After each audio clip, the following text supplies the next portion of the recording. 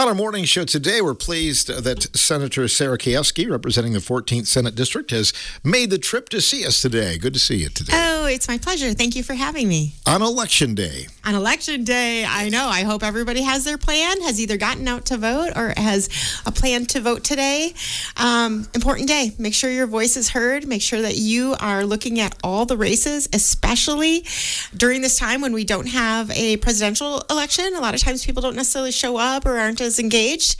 And so I'm hopeful people are aware of who is running in what races, and they make thoughtful, decisive decisions about who they want to represent them. MyVote.com, I believe it is, if you've got questions or you want to look up where you vote. You can look up information, and you can even see your ballot. So you can know what's on your ballot. And if you don't know right now, do I have a county race? Do I have a school board race? Do I have, to understand what's on your ballot, then you can do that education for yourself and then pursue a little bit more information perhaps on the candidates and do your due diligence to know who you are voting for and what they stand for. Indeed. We wanted to get to some things to highlight today as we have you in the studio, Sarah. Upcoming special session to ban partisan gerrymandering. Would you like to comment on that? Sure. Yeah. The governor has made it one of his important missions to recognize and change the pattern of partisan gerrymandering in our state. And he would like to have a constitutional amendment that basically puts it in our Constitution that it is a banned practice where whoever is in charge does not get to kind of sway the legislative maps for our state, which then intentionally balances in one direction versus having it balanced based on the voting, which in our state is purple. And so there has been that practice happening over time. And he's saying, you know what, I want to make a finite amendment to the Constitution to make sure that that can't be done anymore. And I fully support that. Fairness should be our value. And that's one way to make sure we stand by it. New districts were drawn up recently in a lot of areas as well, right? As far as this, the legislative, yeah. So, there was, a big issue went before the Supreme Court because they saw that the legislative maps that were in practice were highly gerrymandered. There are studies done by outside groups that are nonpartisan, and our legislative maps got a grade of F as far as not fair. And so there were multiple options put forward as alternative maps. And in 2024, the beginning of 2024, there was an agreement reached with the governor and with the legislature to pass the maps that were drawn that now have provided a much more 50-50 district map, which has made a difference in our elections because we were really, really leaning in one direction despite the fact that we have a 50-50 state.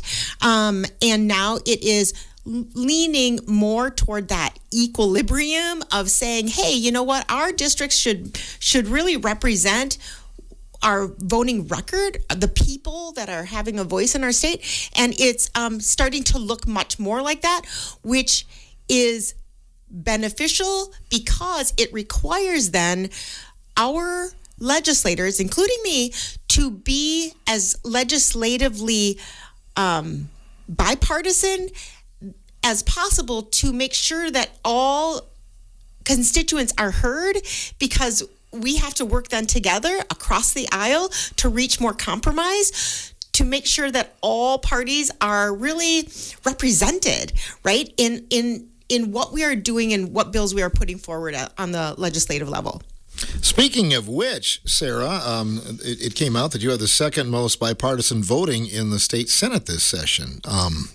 That's interesting. You know, I mean, you got to be Yeah. pretty proud of that. I'm really proud of that. It's really difficult when you're running for a legislative seat, but you've never had a voting record. You don't have a history of being in politics. All you can say is what you promise, right? And that's hard because a lot of people don't really buy, political speak, and I get that, right?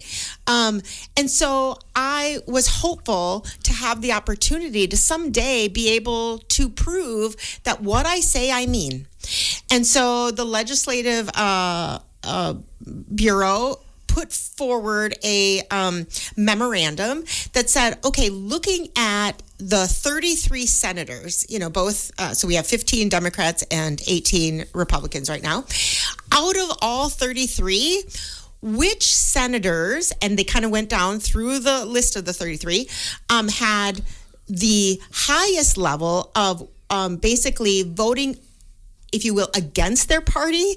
So not necessarily being just strictly one-sided, or who was most likely to be completely partisan. And so I was number 2 in being bipartisan. So I voted against my colleagues more often than any other Republican. The number 1 person was Brad Path, and he is also a Democrat. He's in the La Crosse area. I was number 2, and I feel really proud of that. And I feel like that is proof positive that what I say, I mean. I'm trying to be a really authentically honest, forthright, transparent public servant, and this is my way to say here is now some evidence over the last year that I have chosen my route of voting, not to be a lemming, not to be necessarily always blue, but to really look at every piece of legislation and think, how does this best represent my constituents, and what do I think is going to be best for my district? That is what we hope for any of our representatives, I think, when we vote for them. As far as making friends, you talked about how, across the aisle, but what about within your own party? Do you have some people that maybe shun you a little bit because of that? No, what's been really, and I'm being honest, what's been really delightful and promising is that in my caucus, we give people great latitude to speak for their constituents, because we know we don't all have the same constituency that we're representing. And so we want to be the voice of those constituents. And so some people have a very blue district. And so their constituents as a whole want sometimes different voting than mine do. And they're not mad at me when I vote based on what I'm getting as far as feedback from my constituents. They recognize that is me honoring my role and the voice of the people that I represent. And actually, I'm appreciated for it. I'm not shunned at all. Mm-hmm. That's good. Well, it shows that you've, got a mind of your own, so to speak, then, right? Yeah, and also, to me, it shows that we have a healthy party. And we have a healthy caucus, because I didn't know that would be the case. I was worried, to be honest with you, because I know me, and I'm a very headstrong person when I have beliefs that I hold firm. And I didn't know how that would go. I don't know these people, right? I just work with them now. Now I've gotten to know them, and I've been really pleased to see how that has been received, because to me, that is democracy, right? And I want my party to stand for that. And right now, I see us doing a really great job of that at the state level. Well, the school situation continues to come up, public schools, and there are some referendums today for some area districts and things like that. Anything new in terms of school funding or anything that you've heard, anything proposed? We tried, as the Democratic caucus, we tried to put forth bills that helped some of the issues that weren't addressed in the budget that had been passed. For example, the budget that was passed, we agreed with the Republicans to increase special ed funding to 42%. So we would provide 42. The state would provide 42% of that funding because it had been in the 30s. And 45% in 2027. So we were promising that to the schools. What happened is that the cost of everything has risen. In some ways, we couldn't foresee that. We didn't know the tariffs would be happening. We didn't know the economic decline we would have. And so we made that promise, but we made it at the time some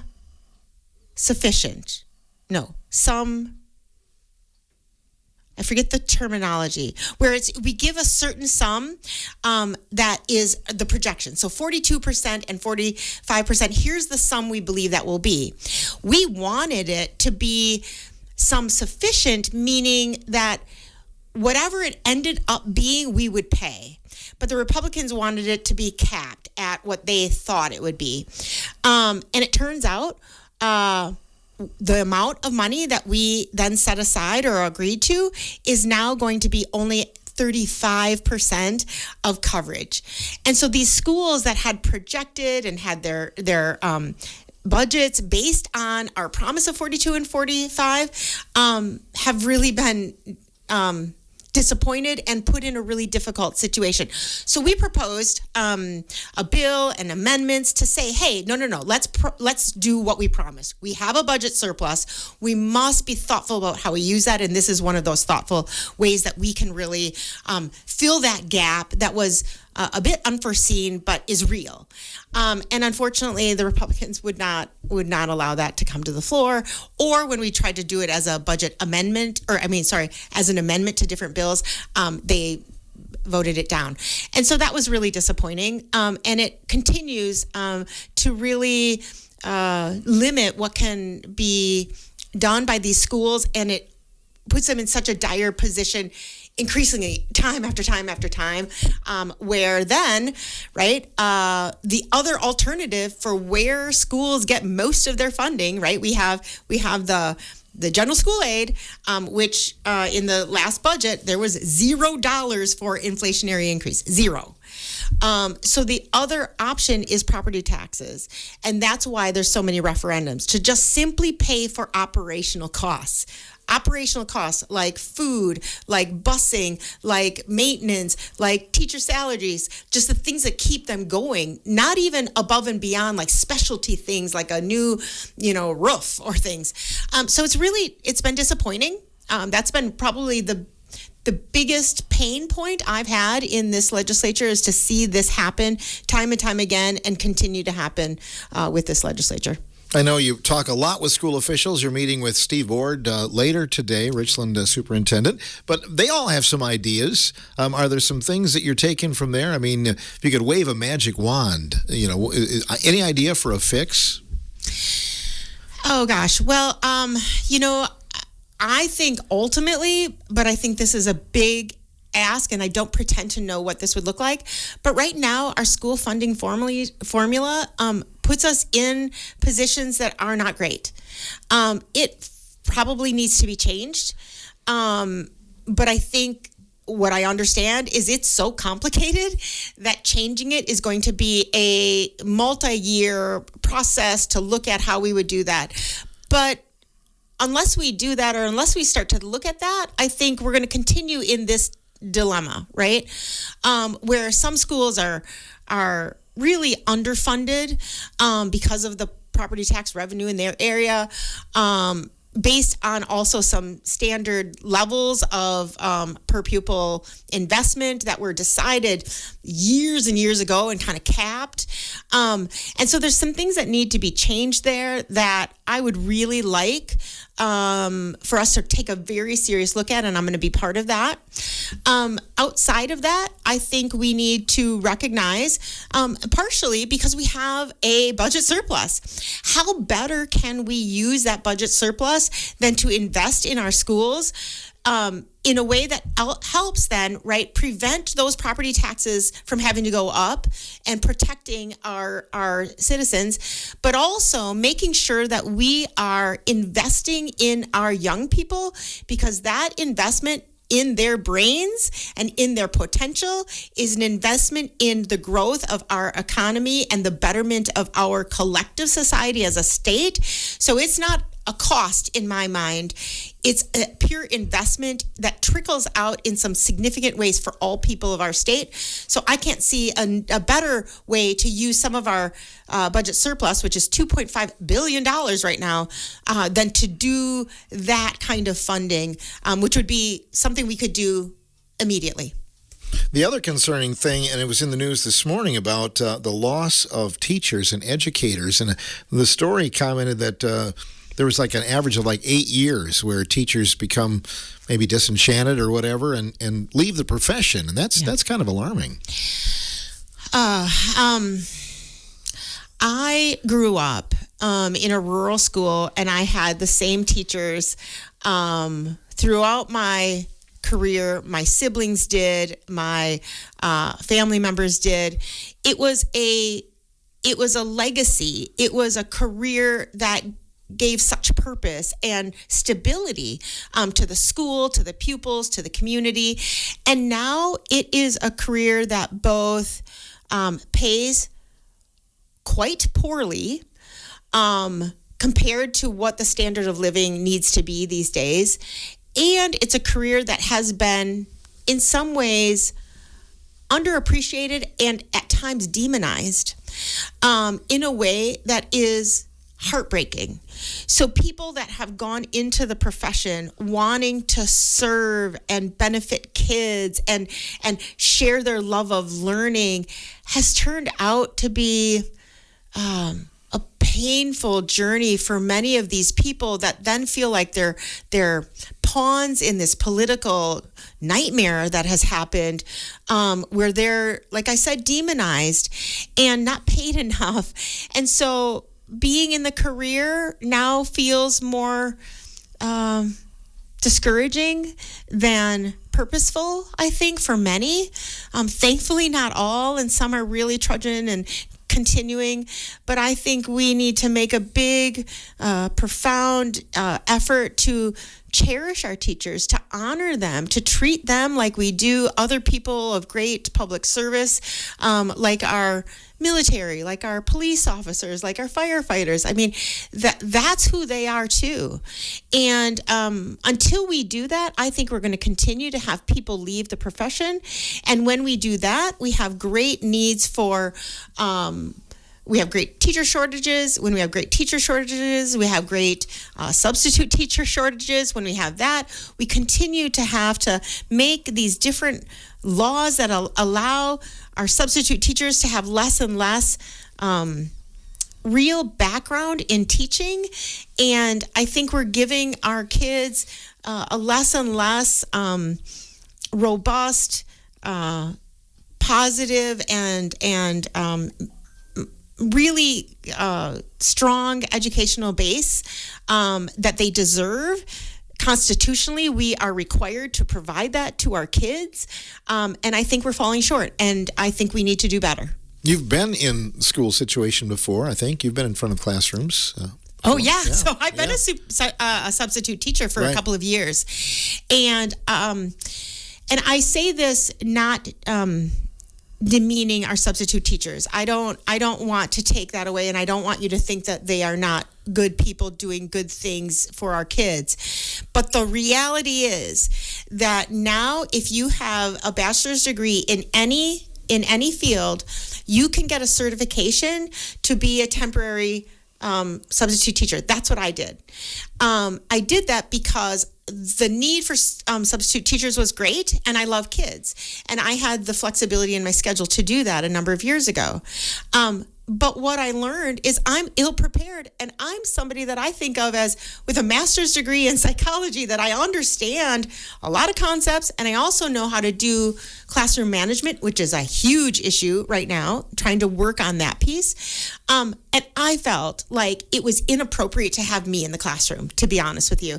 I didn't know nearly enough in my one day of training to be there, to be providing the education to these kids. I did the best I could. I tried really hard, but I was not the professional that had the training and the skill set.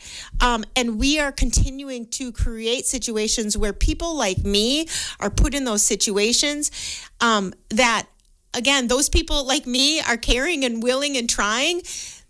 But it's because of our system that is now broken that's happening. And I think anybody that doesn't see this and doesn't understand that we are just decreasing the professionalism and the competencies of our teachers to kind of fill the cracks that are created by this funding issue and this demeaning of teachers. I think it's creating a greater problem that we need to really be active in correcting as expeditiously as we can. Sarah Keyeski, our guest on the morning show. We'll come back and talk more about important issues regarding our area and the state in just a moment.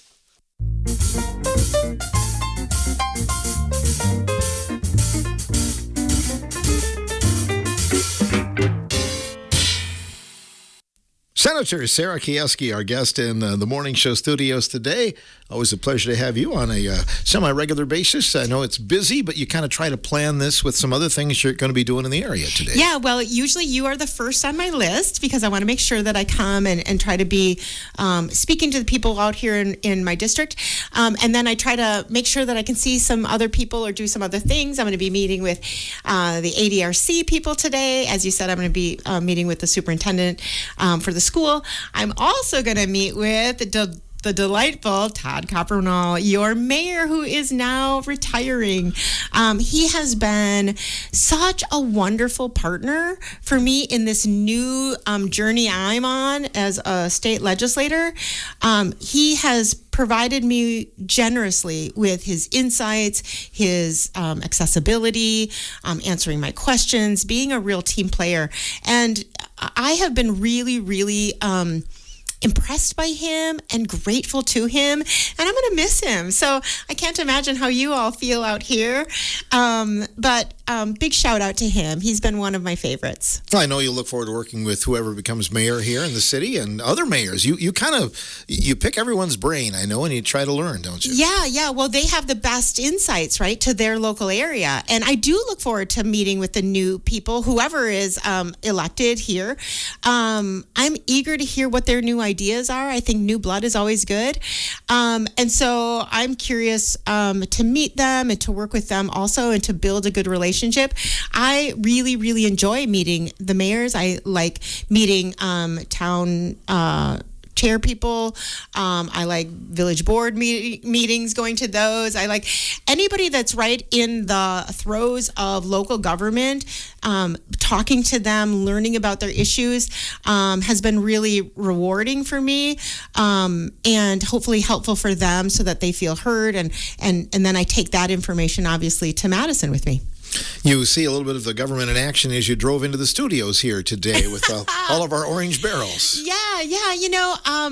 It's a bumpy road, this 14. And so I was delighted to see the collaborative effort of so many agencies and local government get together and to be part of that team, to say, hey, you know what? We do real things with your money, your tax dollars. We are going to fix this road. So I was excited to have to weave and avoid some of those cones and barrels to see that some really important work is being done right here in Richland Center.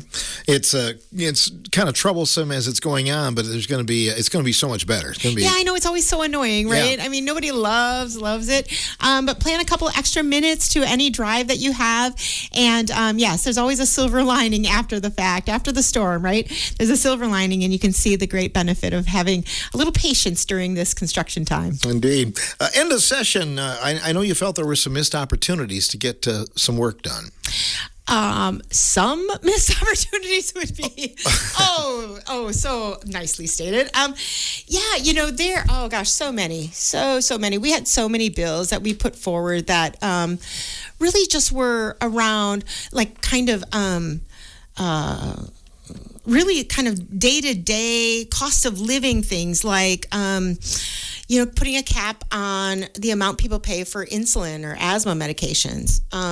We had bills go forward that were trying to expand the homestead tax credit to help more low-income or senior individuals. So there's things like that.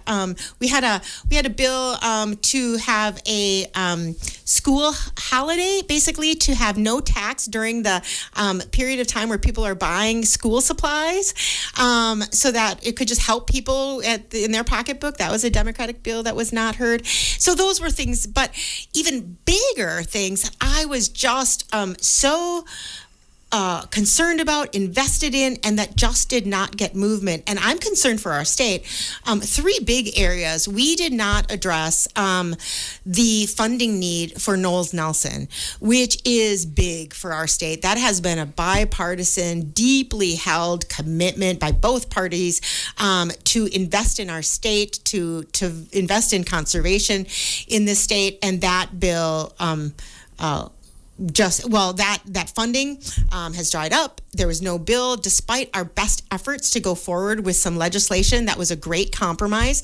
The Republicans did not appreciate that and did not go for it. And so that is now a dead program unless they do something before it ends this year. And it's not looking good. And so for all people, anglers, for people that like to hunt, for people that like to hike, the people like to kayak. I mean, it affects all of us because we all benefit from a better, healthier conservational system and protection of our resources. So that's one. Another one is data centers. We put forward a bill as Democrats early in the session because right now the data center movement is growing in speed and mass. So there are a lot of companies coming forward saying we want to build these massive data centers in your state, in the state of Wisconsin, partially because they take a lot of energy to keep cool. And so having them in our state, which is a cooler state, right, it makes us very desirable. Plus, we have access to water. And so our resources are very, very desirable. But we don't have any legislative parameters, bills, laws on the books because this is happening fast and furious and it's new. And as you know, government is slow. And so it hasn't caught up. So when we got in, we saw the need for this as Democrats. And so we put forth some legislation, a data center bill, basically saying we need good transparency. We need good limits for example, water usage. We need to know how much energy is going to be used, how that's going to be produced. We need to make sure there's some production that is insisted upon with green energy. We need to make sure that the prices of energy production are not put on the backs of consumers then, and we need to have limits to that and again, transparency of what you're doing. And unfortunately, that bill died also. And it's just so frustrating because people, whether you like data centers or not, and there's a lot of very mixed feelings about that, right? But I think everybody can agree that we need to have some guardrails, right? We need to have some ability to know more and to hold it within check, so that it's not just the Wild West where these big multi-billion-dollar companies get to decide what they do and sort of like push it through because they're the big guys in town with the big deep pockets. And so that's been on. One other one is the hemp industry. There has been regulation at the federal level that is now going to deeply impact the hemp industry, our farmers, our hemp distributors in our state of Wisconsin. And so we need legislation to go forward to help put again some parameters on how hemp can be legalized in our state, but again with the right kind of, for example, age restrictions, labeling requirements. And unfortunately, the Republicans had two different bills, one that was coming from the Assembly and one that was coming from the Senate, and they couldn't agree. And we tried really hard to work on helping to move one of those forward in a way that was going to get the most bipartisan support so that we could get something to happen, because they could not get it with their own party to support it. So they needed bipartisan support, and we were trying to help. And ultimately, they just couldn't agree enough within their own caucus that it died. And so now our farmers, our small businesses are just sitting here as lame ducks that don't know what's going to happen unless the federal government makes a change, which who knows what they're going to do. They are going to suffer. And we don't need more farmers to suffer. We don't need more small businesses to suffer in this community. And so again, it's so infuriating because these things are so important and they must be done. We have to be willing to, again, more compromise, more willingness to create legislation that maybe isn't perfect, but is going to move forward of helping protect our citizens, our constituents, our businesses, our economy, versus just hurt them because, somebody's ego just doesn't get heard as much as it desires. It's very frustrating. I know that you voted in favor of the overtime and tips for workers, for waiters and wait so staff.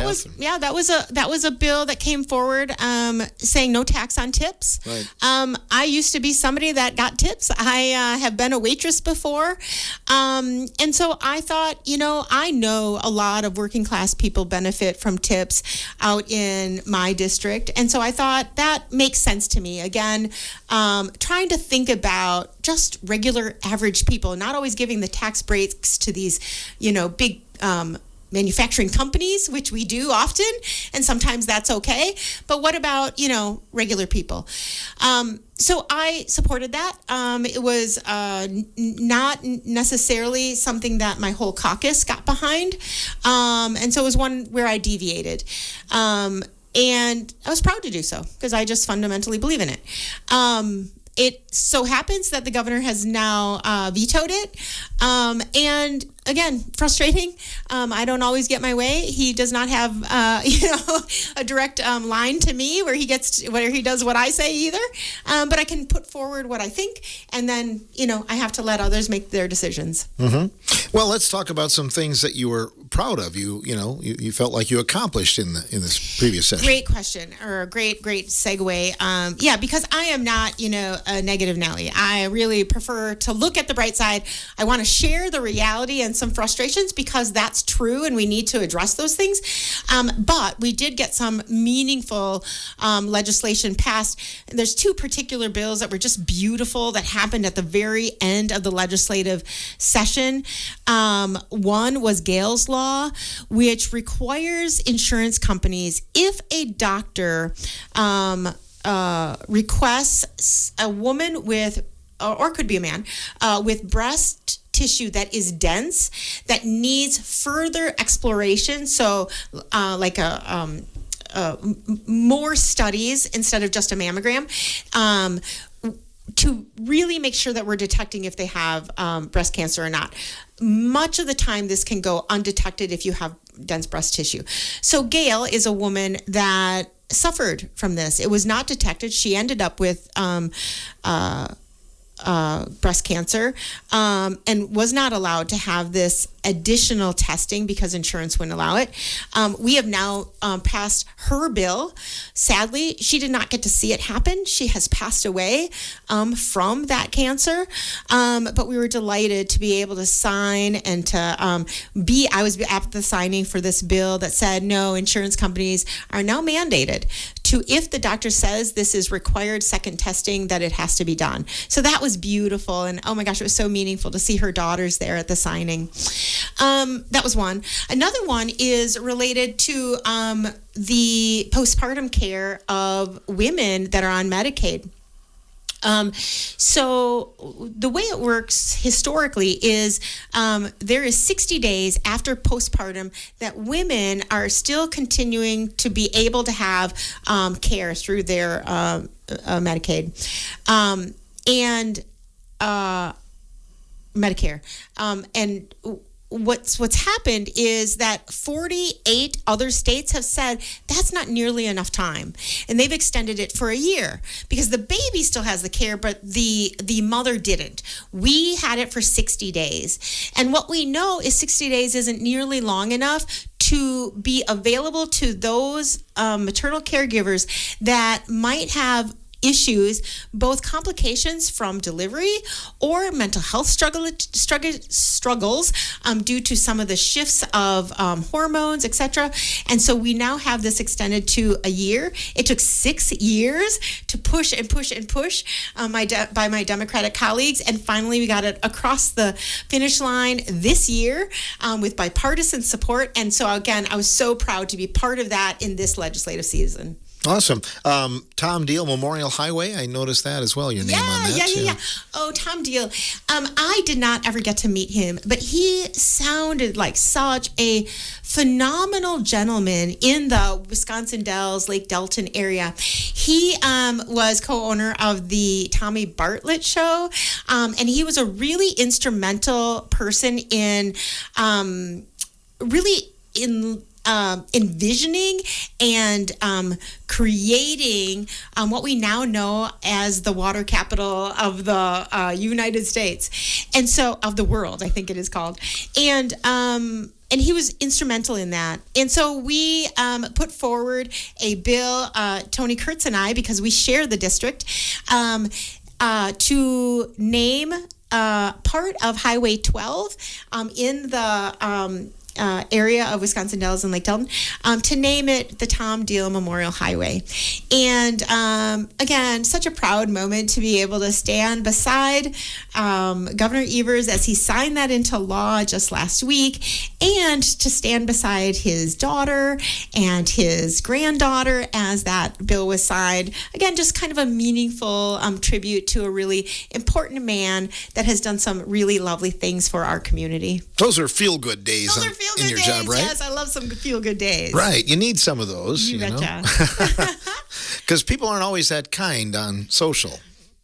Oh, it's kind of a funny thing. No, I put a lot on social media, and I get a variety of responses, and some are not terribly kind.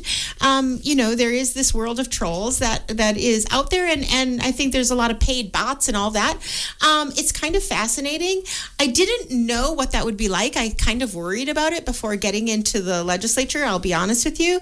I thought, oh my gosh, that's going to hurt my feelings, and I just don't know how I'm going to handle like such meanness. And it's been interesting because I find it quite telling, oftentimes diagnostic, more humorous in the vacuousness of like just calling me names versus having any solutions, having any ideas, having their own efforts to do good in this world. And so I really can turn them off quite easily.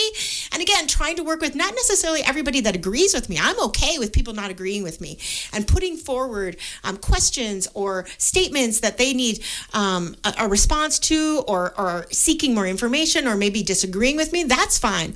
But when I'm called, the other day, I was called the child of a mongoloid. I don't know. It was weird. And so I had to tell my mom that, and we got a good laugh out of that because it's just so absurd.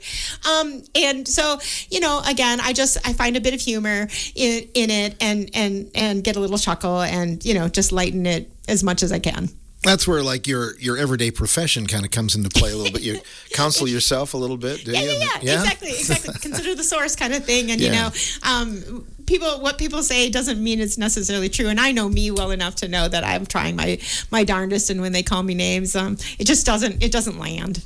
Mm-hmm. People, I don't care what side of the aisle you're on, are concerned right now for our farmers and, different things that are happening. $4 gas and, diesel is just, gone out of sight too. So a lot of concerns.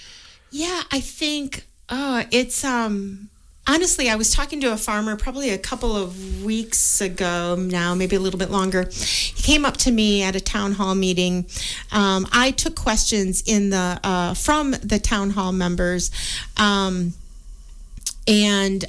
he came up to me afterward. He said he didn't want to, speak in front of everybody because he was kind of challenged me. He's just like, "What are you doing for farmers?" And he was kind of angry, right? And I could feel the angst and the worry and the sadness and the anger and the frustration. And honestly, it just kind of, and it does now, like brings me to a bit of tears because I feel that despair.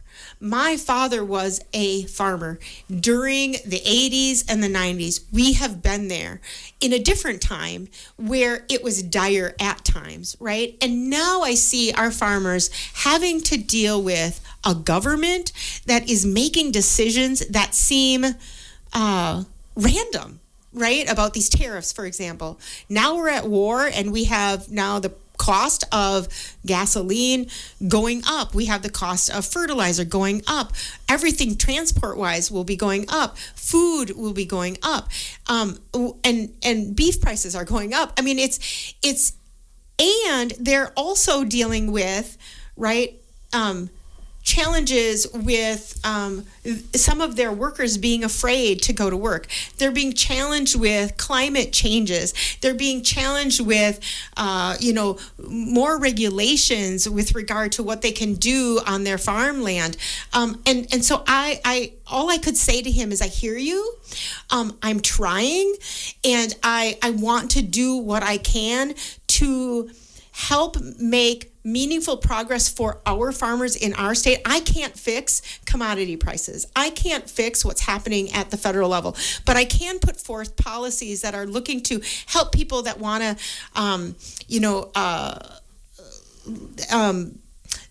have more variety in their crops, right?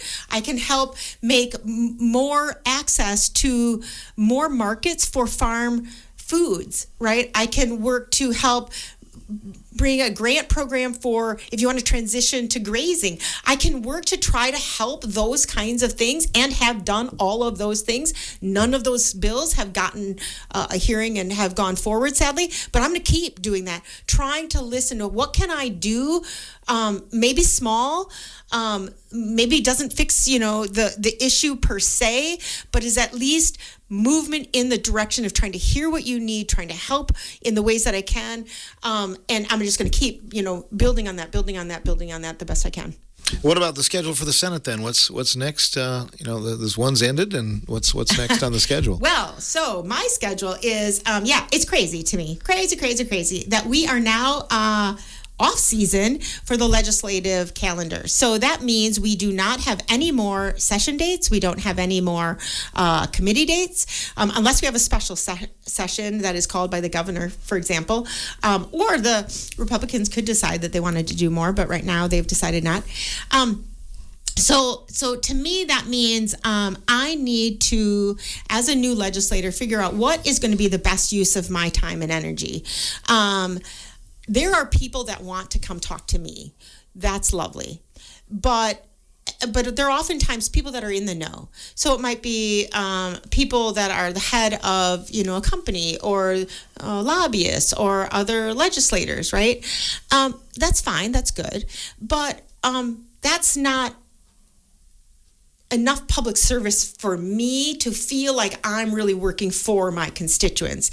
That to me feels like I'm working within a government, fine, because I am a government official. But if I want to be a public servant, then to me that means, how can I, for this next spring and summer particularly, how can I best do that? So I just put out a video today on Facebook saying, I need your input.